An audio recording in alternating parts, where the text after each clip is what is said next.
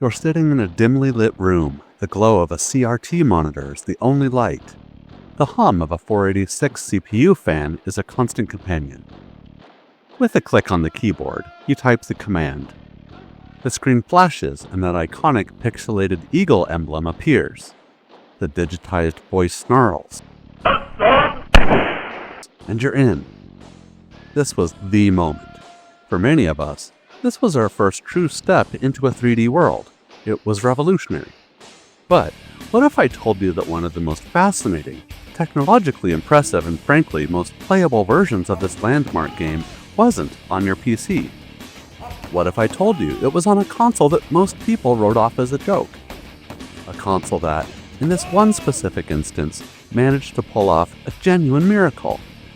Today, we're not just talking about Wolfenstein 3D. We're unearthing a forgotten gem.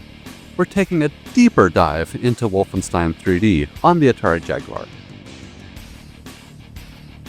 This isn't just a review, it's an investigation.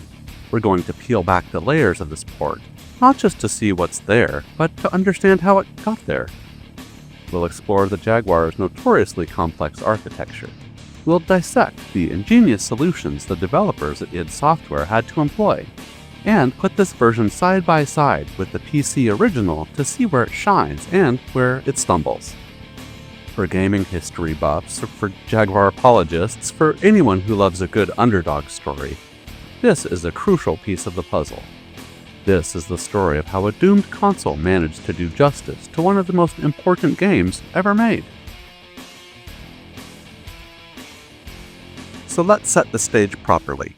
The year is 1994. The Jaguar is on the market, Atari's great hope, the 64-bit warrior meant to slay Sega and Nintendo. But it's struggling.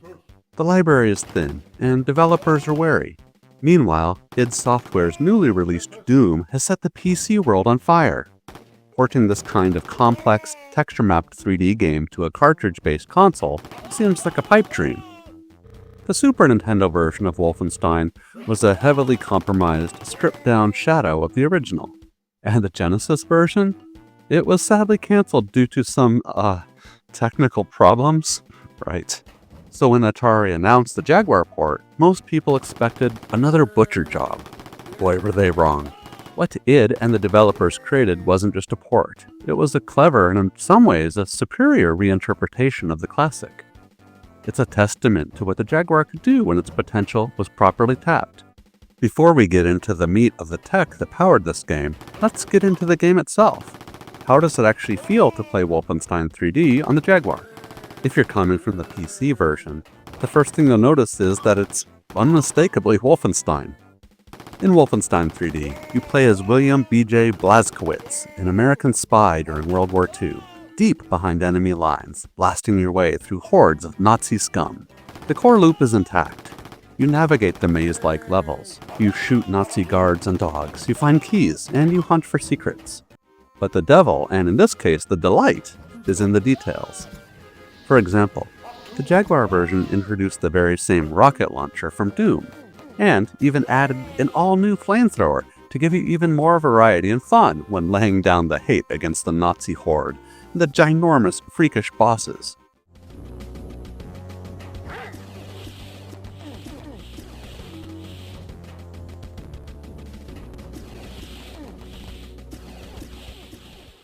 And of course, it includes the chain gun. Oh yeah, that chain gun. It also came with 4 difficulty levels. Each level completely changed the number of enemies and the amount of damage they caused, and even removed some items, replacing them with even more enemies. This provided a challenge for players of all skill levels and abilities. And then there were the differences in the content of the game itself.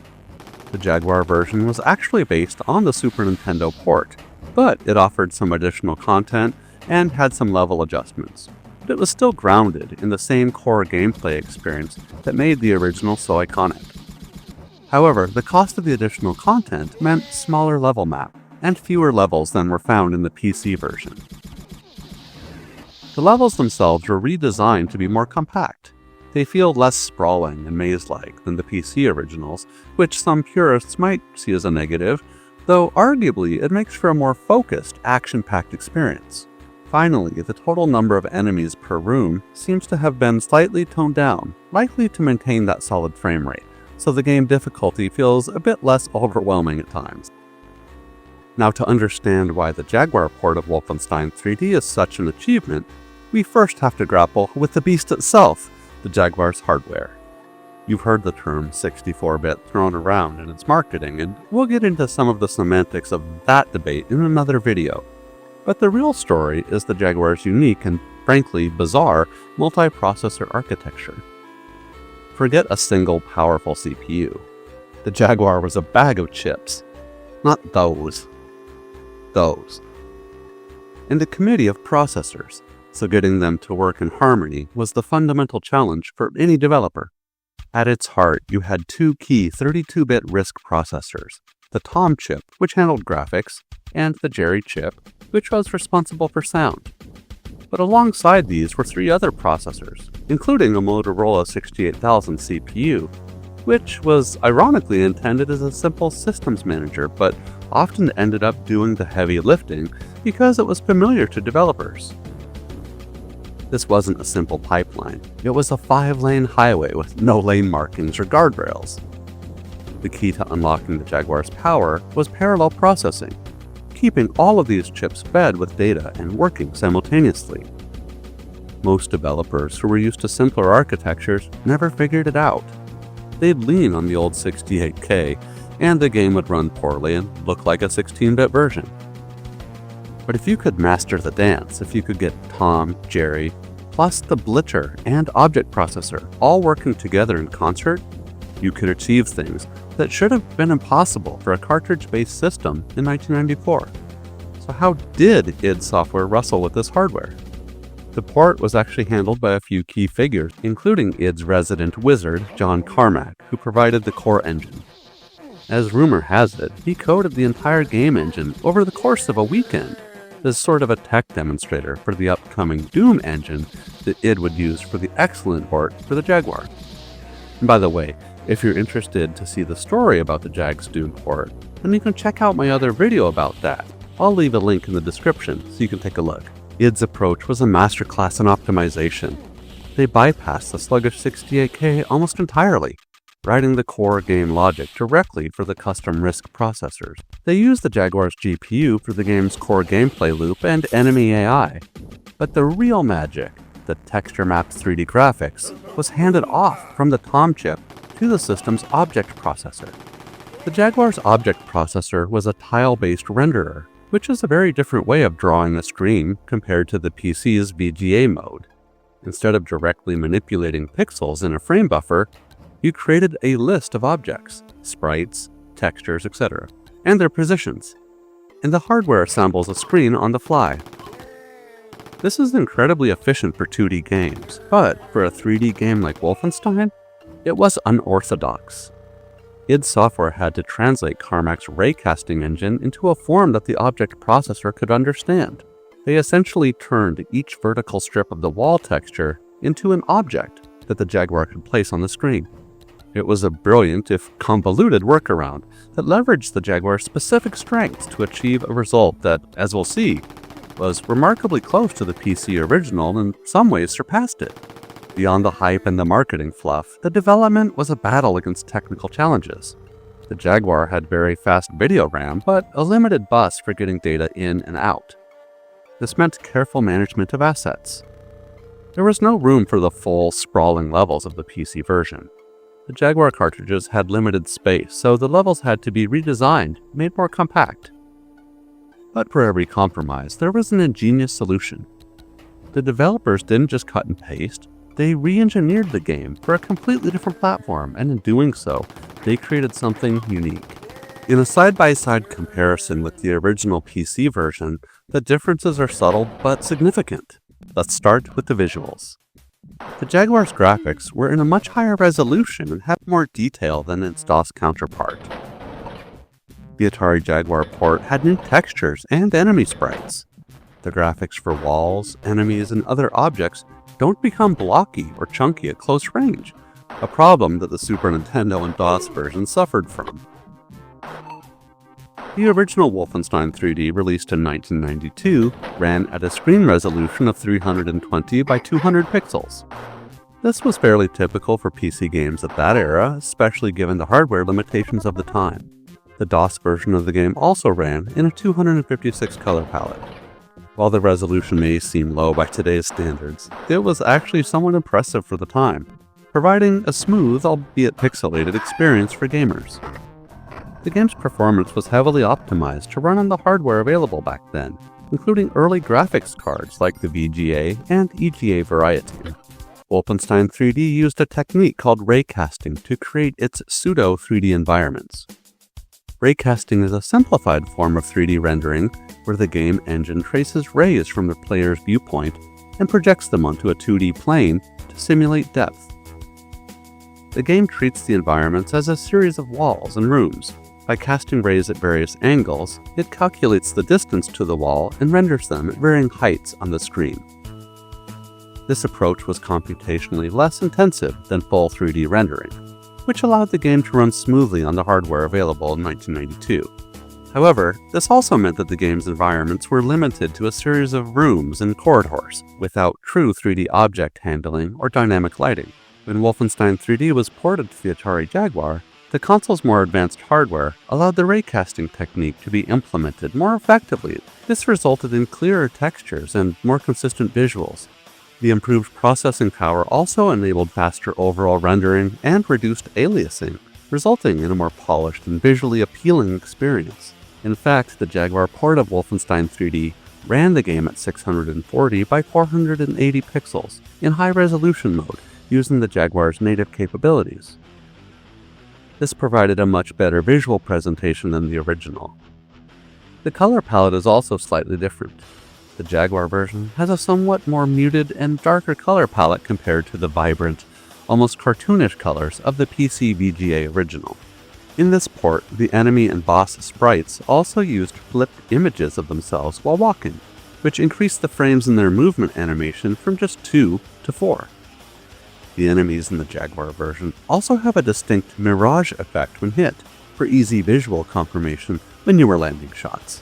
And here's maybe the most surprising strength of the Jaguar version, the frame rate. With very few exceptions, the Jaguar version is remarkably smooth.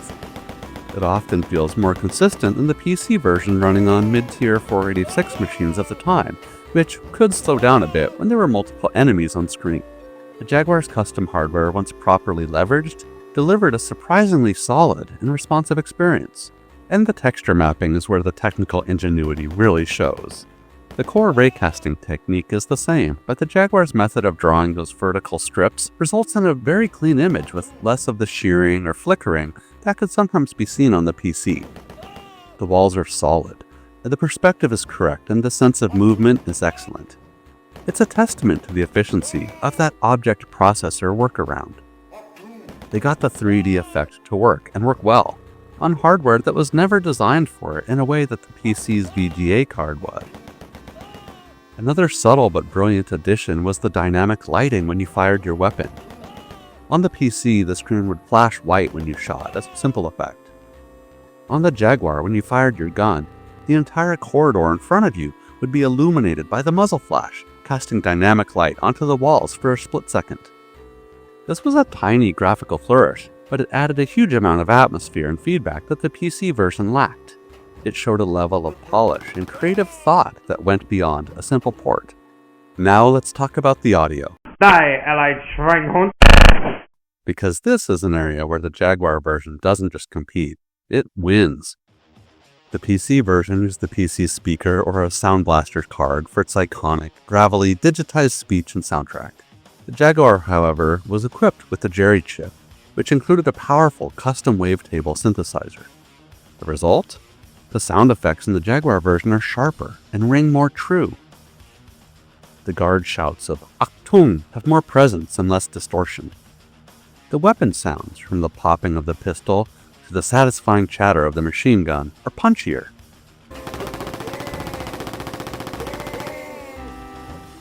And the music, while the same composition, is delivered with a richer and fuller tone. The Jerry chip was a beast of a DSP. and Wolfenstein 3D is one of the few games that used it to its full potential, creating a genuinely more immersive and atmospheric audio experience that heightened the tension considerably. So we've established that the port is technically impressive, but how about the controls? The Jaguar version was built from the ground up for its proprietary controller. Now, the Jaguar gamepad is an acquired taste, with its number pad and awkward ergonomics. However, the control mapping for Wolfenstein was brilliantly conceived. You use the D-pads for movement and the main buttons for firing, opening, running, and, wait for it, strafing, a revolution for console players. The numeric keypad buttons were used for quick saving, viewing the auto map, and toggling the in-game music. Overall, it was a comprehensive and surprisingly fluid control scheme that made the game far more accessible and immediately playable for anyone without a keyboard and mouse setup. It was a blueprint for how to bring an FPS to a console. To truly appreciate the Jaguar port's place in history, it's essential to contrast it not just with the PC original, but with the Super Nintendo version. The difference isn't just technical, it's philosophical, and it stems from one of the most famous controversies in gaming history. Nintendo of America, with its strict family-friendly content policies at the time, demanded significant changes to their version. All religious iconography, specifically swastikas and any references to Hitler, had to be removed. The enemies were changed from Nazis to a fictional, generic, evil regime, and the boss enemy Hitler was transformed into a monstrosity called the Stadtmeister. For John Carmack and id Software, this was an unacceptable compromise of their creative vision. It sanitized the game's very identity in historical, albeit exaggerated, context. This experience left a sour taste and directly motivated Carmack to seek a console partner that would allow them to release the game intact. This partner was Atari. As a result, the Jaguar version became the definitive console port by default, featuring all the original enemy sprites, swastikas, and the unaltered final boss, the intimidating Mecha Hitler. This wasn't just a business decision. For Carmack, it was a matter of principle, and it channeled his development focus towards ensuring the Jaguar received a port that was not only technically competent, but also artistically complete. But the differences go far deeper than sprite edits. From a technical standpoint, comparing the Jaguar and Super Nintendo version is like comparing a sports car to a go-kart. The Super Nintendo, while a 2D powerhouse, was architecturally ill-suited for texture-mapped 3D games like Wolfenstein. The port, developed by Imagineer, was a marvel of software engineering in its own right, but it was a fundamentally compromised experience. It ran at a significantly lower resolution, making everything appear chunkier and more blurred. The frame rate was notoriously sluggish, often dipping into single digits during any action, which made responsive gameplay a challenge. And to achieve even this, the developers had to simplify the level geometry, remove many of the decorative objects like lights and barrels, and dramatically reduce the number of enemies on screen. The iconic digitized speech was completely stripped out to the Super Nintendo's sound chip limitations, and were replaced by more rudimentary sound effects. The Jaguar version, with its smooth frame rate, full audio suite, and intact visual identity, wasn't just a better port. It was in an entirely different league. It stood as a testament to what was possible on the more capable, if less commercially successful, hardware, and as a direct result of Carmack's refusal to let his game be censored. So what's the legacy of Wolfenstein 3D on the Jaguar? In the grand commercial sense, it was the drop in the ocean.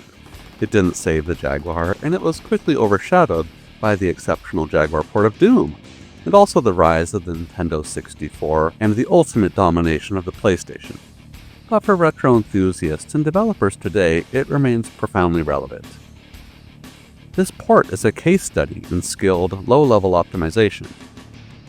It's a lesson in how to understand a piece of hardware's fundamental architecture and then bend it to your will, rather than forcing a square peg into a round hole. For modern developers working with constrained mobile hardware or unique console architectures, the principles on display here, such as parallel processing, leveraging specialized hardware, smart asset management, are as applicable today as they were in 1994. It shows that with enough talent and ingenuity, You can create something exceptional on supposedly inferior hardware, and the enduring community support for this version is a testament to its quality. Among Jaguar fans, it's consistently ranked as one of the system's must-own titles. Emulator developers have spent years reverse engineering its tricks to get it to run accurately. Online forums are filled with players sharing their memories and appreciating the technical craft on display. It's earned its respect the hard way, through pure performance. When we reevaluate the Atari Jaguar's place in gaming history, we have to look beyond its commercial failure and its flawed library. We have to look at its peaks, at the moments where its potential was truly realized. Wolfenstein 3D on the Jaguar is one of those peaks. It's a clear lens through which we can see what the Jaguar was capable of. It wasn't a 64-bit monster that could render the PlayStation obsolete, but it was a powerful, unique, and deeply complex machine that, in the right hands, could perform minor miracles. Wolfenstein 3D on the Jaguar is more than a port. It's a piece of digital archaeology. It's a reminder of a different path used in console architecture during the early days of 3D console gaming. It's a love letter to one of gaming's foundational titles, built by developers who respected both the source material and the platform they were working on. So the next time you think of the Atari Jaguar, don't just think of the jokes or the failure. Think of that dark room, the glow of the CRT, the smooth movement through the castle corridor, and the satisfying staccato blast spraying down the room with your chain gun. To me, Wolfenstein 3D is a forgotten gem, just waiting to be rediscovered and appreciated for the technical marvel that it truly is. Alright my friends, this is the Retro Gaming Boss signing out. Thanks for watching, and I'll see you on the next one. Eine kleine Amerikaner.